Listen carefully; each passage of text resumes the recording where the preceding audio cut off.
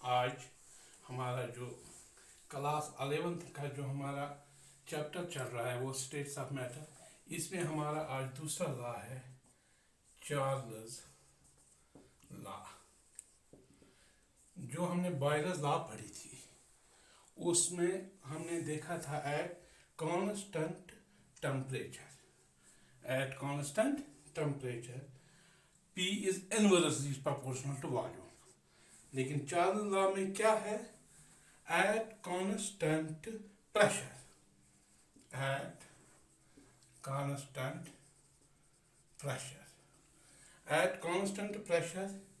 V is directly proportional to T। तो जो volume होगा वो टेम्परेचर को डायरेक्टली प्रोपोर्शनल होगा, यानी कि वॉल्यूम बढ़ेगा टेम्परेचर भी बढ़ेगा, वॉल्यूम घटेगा टेम्परेचर भी घटेगा। तो जब हम V is equal to K T लेंगे, वायर जो ये K है this is the constant of proportionality, या हम लिखेंगे V अपॉन इस T को नीचे ले आएंगे V upon T is equal to K। लेकिन हमारे पास इक्वेशन है 9th में जो पड़ी है V1 upon T1 is equal to V2 upon T2। इसमें अगर हम ग्राफ ले लेंगे, ग्राफ किस किस के बीच में, वॉल्यूम और टेम्परेचर के बीच में, तो हमें एक स्ट्रेट लाइन मिलेगी। तो जैसे हमने बॉयलर्स लॉ में हमें जो सेम लाइंस मिले थे उसको हमने कहा था आइसोथर्मस, और यहाँ पर एट कांस्टेंट प्रेशर तो इसको कहते हैं हम आइसोबार्स। तो इन लाइंस को क्या कहेंगे हम? आइसोबार। देखो बेटा, चार्ल्स लॉ क्या है? At constant pressure volume is directly proportional to temperature. तो हमने क्या किया, जो वॉल्यूम है इज इक्वल टू, अगर हम लेंगे तो is equal to K T, जो ये के है this is the constant of proportionality. तो इस टी को नीचे ले आएंगे V upon T is equal to के।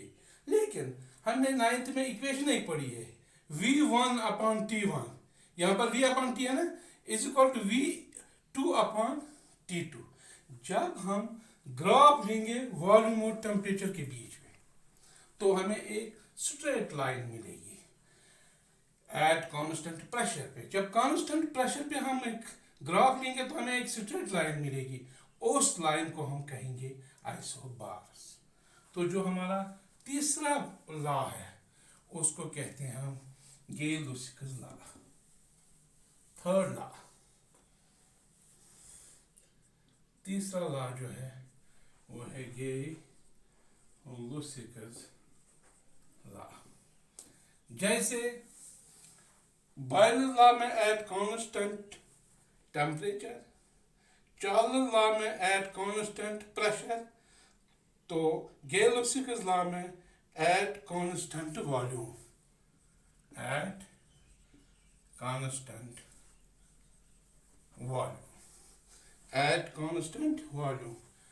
P is directly proportional to T। Pressure जो है टेम्परेचर को डायरेक्टली प्रोपोर्शनल होगा, वहां पर वॉल्यूम टेम्परेचर का डायरेक्टली प्रोपोर्शनल था, किस में? चार्ल्स लॉ में। लेकिन गे-लुसिकस लॉ में pressure is directly proportional to temperature. That means P is equal to KT, where this K is the constant of proportionality, या हम लिखेंगे P upon T is equal to K। तो 9th में हमारे equation जो है P1 upon T1 is equal to P2 upon T2। ठीक है? तो जब हम इसका ग्राफ ले लेंगे, वो ग्राफ प्रेशर और टेम्परेचर के बीच में वो भी एक स्ट्रेट लाइन हमें मिलेगी। जो ये स्ट्रेट लाइन है इसको कहते हैं हम isochores at constant volume. Gay-Lussac's law at constant volume, वहां पर चार्ल्स लॉ में एट कांस्टेंट प्रेशर था V is directly proportional to T, लेकिन Gay-Lussac's लॉ में क्या है, at constant volume P is directly proportional to T, तो P is equal to KT where K is the constant of proportionality, P upon T is equal to K। तो हमारे पास 9th में equation एक है P1 upon T1, यहाँ पर P upon T, यहाँ पर P upon T1, P1 upon T1 is equal to P2 upon T2। तो एक हमारे पास एक न्यूमेरिकल है, इसका मुझे याद आ गया, वो है क्या है, क्वेश्चन लिखेंगे हम न्यूमेरिकल का।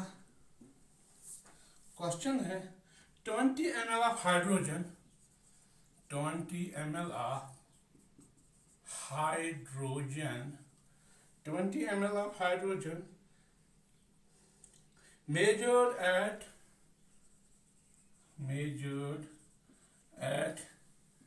15 degrees centigrade, measured at 15 degrees centigrade, are heated to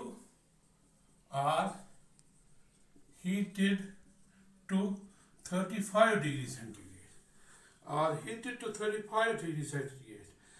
What is the new volume?